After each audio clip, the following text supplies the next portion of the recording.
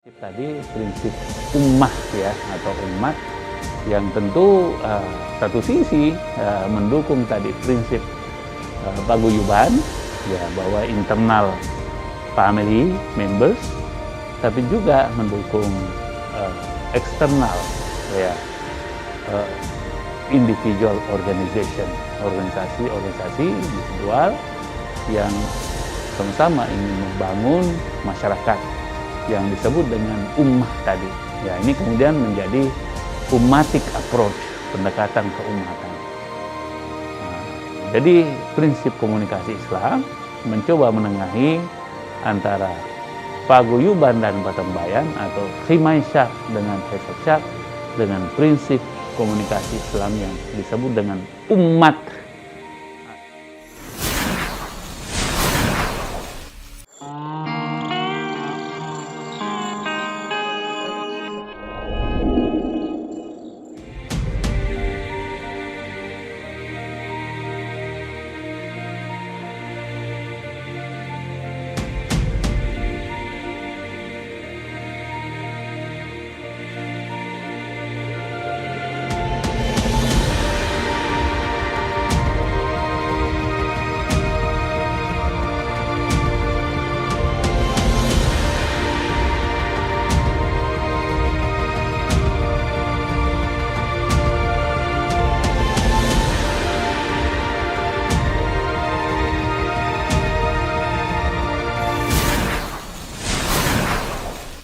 Bismillahirrahmanirrahim. Assalamualaikum warahmatullahi wabarakatuh.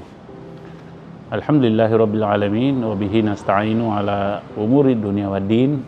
Wassalatu wassalamu ala asyrafil anbiya'i wal mursalin wa ala alihi wa sahbihi ajma'in, amma ba'du.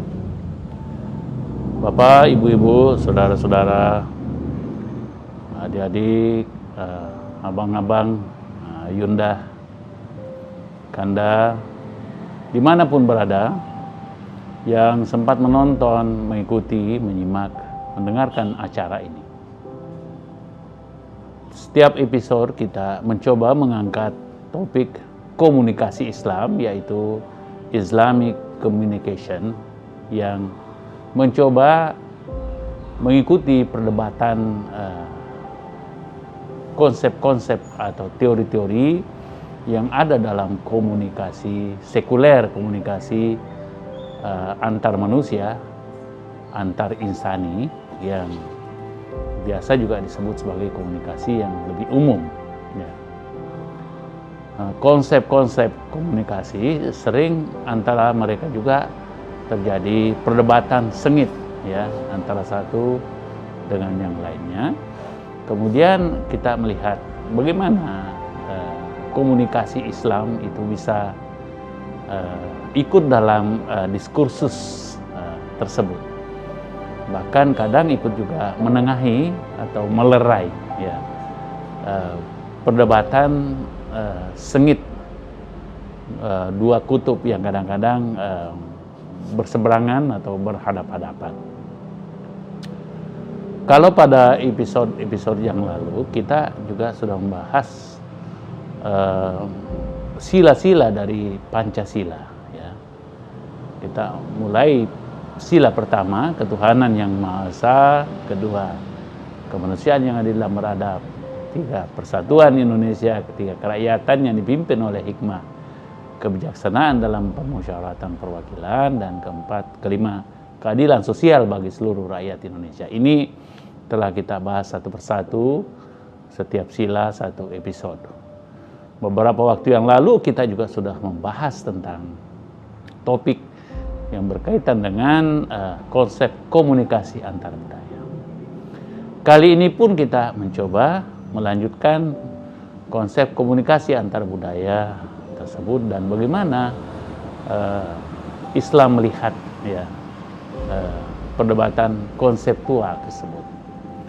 Taruh umpamanya ya, kita mencoba melihat bagaimana konsep yang diperkenalkan oleh Ferdinand de Tonnis ya, dalam karyanya Gemeinschaft und Gesellschaft ya, yaitu Community and Society.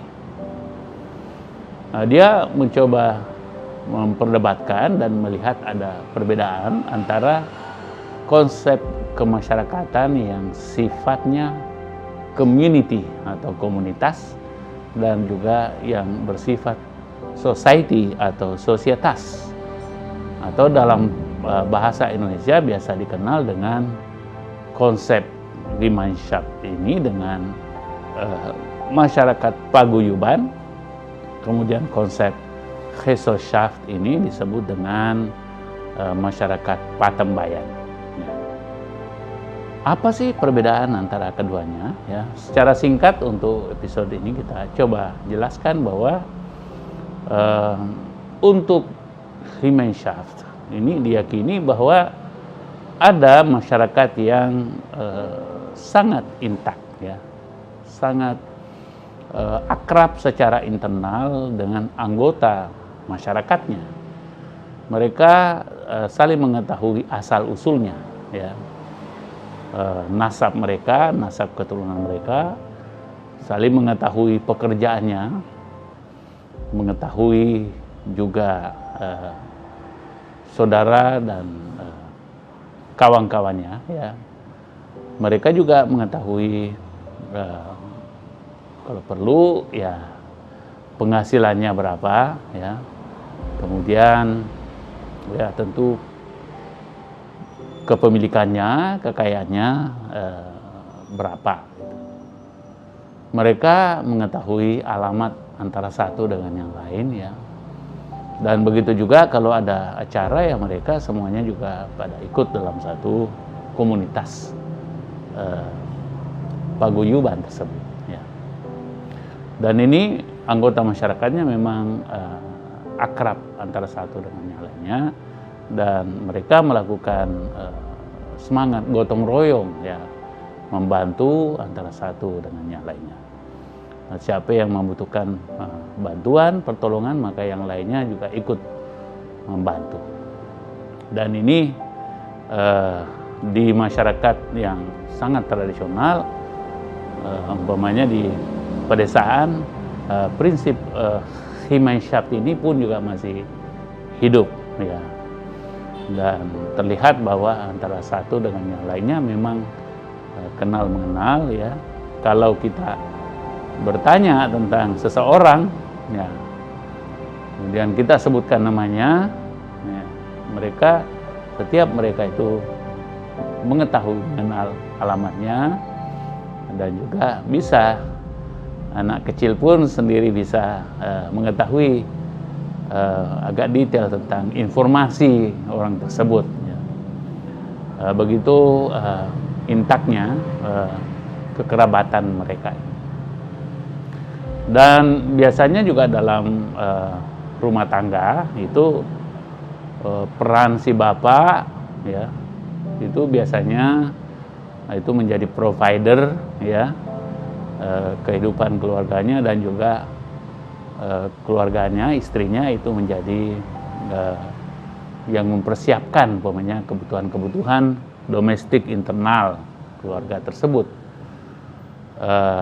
Bahkan umpamanya dalam hal pembagian tempat duduk, itu juga biasanya bapak cenderung duduk di tempat yang sama, anak, ya, gitu juga istri, ada ponakan, ada om, ada tante, semuanya itu biasanya sudah mengetahui posisi mereka dalam tempat duduk keluarga. Begitu juga mungkin ada tempat minum tertentu, tempat makan tertentu, banyak piring atau cangkir, gelas, itu semuanya juga sudah tertentu bahwa ini miliknya si bapak, ini miliknya si ibu, ini si anak, ini si tante. Bahkan untuk yang lebih maju ya bisa saja itu ditulis, ini papa, mama, ya, anak, dan seterusnya. Begitu penataan masyarakat yang biasa dikenal dengan Gemeinschaft, ya, yang tadi paguyuban, ya. Di masyarakat yang sedikit lebih modern, ya, ini pun biasanya juga dilanggengkan dalam bentuk pembentukan atau pendirian organisasi paguyuban tadi. Umpamanya ya mungkin kalau konteks di Amerika ya bisa saja ada komunitas Italia, ada komunitas Spanyol, komunitas Arab, komunitas Cina, komunitas Vietnam, komunitas Afrika yang bermacam-macam negara, ada Maroko, ada Tunisia, ada Algeria atau Kamerun, Burkina Faso dan seterusnya. Itu mereka mempunyai komunitas-komunitas sendiri ya. Begitu juga kalau kita di Indonesia ini ya, sekalipun mungkin tinggal di Jakarta, di pusat pemerintahan, tapi mungkin masyarakat Bugis Makassar mempunyai itu lembaga asosiasi paguyuban yang biasa dikenal dengan Kerukunan Keluarga Sulawesi Selatan, di mana mereka di situ kumpul-kumpul ya dan kenal-kenal dengan baik ya. Begitu juga masyarakat Minang umpamanya, masyarakat Banten, masyarakat Pasundan ya, orang Sunda, begitu juga masyarakat Melayu atau Banjar, Dayak, Papua, Ambon, Bima dan seterusnya dan seterusnya. Ini boleh dikata perwujudan dari masyarakat paguyuban tadi itu yang prinsipnya ya bisa saling kenal mengenal ya. Dan sekarang ini karena kehadiran media sosial, kehadiran Facebook, bahkan WhatsApp sekarang ini sama dengan dulu itu BlackBerry ya. Kita semua itu membangun keakraban melalui tadi medsos, media sosial, sehingga itu pun juga berlanjut ya kebiasaan atau tradisi masyarakat paguyuban atau masyarakat yang sifatnya tadi sesuai dengan asal usul yang sama antara mereka. Oke, sekarang apa yang menjadi lawan dari paguyuban ini yang yaitu yang disebut dengan patembayan yang tadi Gesellschaft ya. Ini bukan berdasarkan asal usul ya, bukan berdasarkan kesamaan keturunan, kesamaan suku, kesamaan agama atau kesamaan etnis ya, golongan, tetapi biasanya berdasarkan organisasi. Mereka membangun kebersamaan ya, membangun kelompok atau organisasi yang sifatnya itu mengarah kepada tujuan, anggota masyarakat tersebut mempunyai tujuan yang sama. Mereka mempunyai asal-usul yang berbeda, tetapi mereka datang ke organisasi tersebut ya untuk sama-sama mewujudkan sebuah cita-cita yang sekarang ini biasa disebut dengan visi, ada misi, ada juga tujuan, bahkan kalau perlu ada strategi, ya, strategi pencapaian, ya biasa disingkat juga dengan VMTS, ya, visi, misi, tujuan, bahkan ada lagi target, kemudian strategi pencapaian, ya. Nah, itu kalau dalam prinsip tadi patembayan ya, yang berusaha untuk menangkap keinginan-keinginan individu dari anggota masyarakat itu untuk sama-sama mereka rumuskan, mereka sepakati, kemudian mereka wujudkan secara bersama-sama. Maka di situ biasa muncul prinsip apa itu POAK ya, ada planning, ada organizing, ada actuating, ada coordinating, ada controlling ya, jadi C-nya 2 gitu. Ini dianggap sebagai masyarakat yang patembayan yang boleh dikata tidak memperhatikan aspek latar belakang, bahkan ada kecenderungan melupakan ya latar belakang mereka, ya. Mungkin kalau bertanya asal usul itu hanya sepintas saja. Anda dari mana, nama siapa, agama dari apa. Tapi prinsipnya yang utama adalah itu bagaimana itu bisa berkumpul sama-sama dan menentukan apa yang akan dicapai secara bersama-sama. Lalu bagaimana Islam melihat ini? Nah, ini yang kita sebut dengan komunikasi Islam. Itu dikenal ada istilah ummah, ya, yang berasal dari kata umat, ya. Dalam Al-Quran ini banyak sekali kata umat itu, ya. Tapi yang paling populer, ya, kata umat itu ada umpamanya disebut dalam wal takum minkum ummatun yada'una ilal khair, ya. Hendaklah mereka itu mengajak kepada yang baik, ya. Wa yanhauna 'anil munkar, kemudian melarang yang mungkar. Yada'una ilal khair wa ya'muruna bil ma'ruf wa yanhauna 'anil munkar. Jadi 3 hal serangkai ini yaitu merupakan prinsip ummah dalam Islam. Bahkan kalau bisa, ya, ada prinsip lagi ukhrijat linnas, ya, jadi harus keluar kepada manusia manapun, ya. Jadi tidak outward looking, tetapi sangat outward looking. Prinsip komunikasi Islam seperti itu.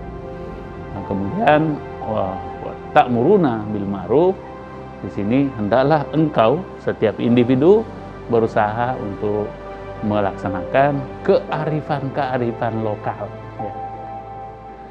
Atau biasa disebut dengan hal-hal yang ma'ruf, ya.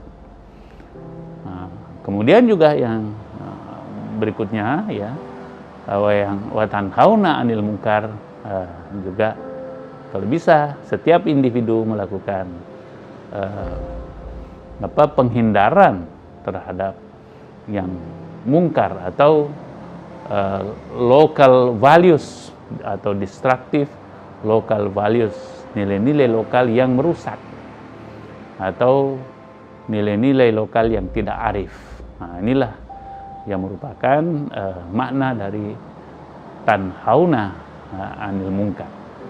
Kemudian yang terakhir itu prinsipnya adalah tu'minuna billah, hendaklah beriman kepada Allah. Nah, inilah kemudian yang kita sebut sebagai keimanan, ya, pada Allah bersama dengan hal-hal gaib yang menyertainya seperti malaikat, seperti kerasulan, wahyu, kitab suci, termasuk percaya kepada hari kemudian dan juga percaya kepada takdir baik dan buruk, yaitu ukuran-ukuran yang ditetapkan oleh Allah Subhanahu wa taala yang kemudian menjadi semacam sistem yang sudah demikian rapinya, demikian lengkapnya, sehingga itu menjadi keyakinan yang harus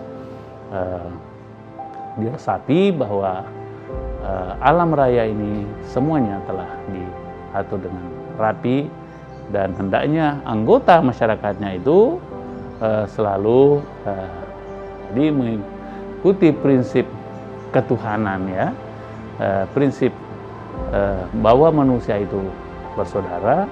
Kemudian apabila ada yang melakukan kesalahan itu harus ditegur, disampaikan, dan apabila mereka tidak melakukan sesuatu itu, maka kita mengajak untuk melakukan kebaikan-kebaikan yang ma'ruf, dan juga ini tidak pandang bulu, harus selalu melihat yang penting mereka ini manusia, kita patut, ya, seyogianya kita mengingatkan saudara kita. Dan itulah prinsip tadi, prinsip ummah, ya, atau umat, yang tentu satu sisi mendukung tadi prinsip paguyuban, ya, bahwa internal family members, tapi juga mendukung eksternal, ya, individual organization, organisasi individual yang sama-sama ingin membangun masyarakat yang disebut dengan ummah tadi. Ya, ini kemudian menjadi ummatic approach, pendekatan keumatan. Nah, jadi prinsip komunikasi Islam mencoba menengahi antara paguyuban dan patembayan atau khimasyah dengan haisalsyah dengan prinsip komunikasi Islam yang disebut dengan umat atau ummah. Nah, ini semua menjadi penting untuk dikenal dalam khazanah ilmu pengetahuan kita. Demikian, wabillahi taufik wal hidayah. Wassalamualaikum warahmatullahi wabarakatuh.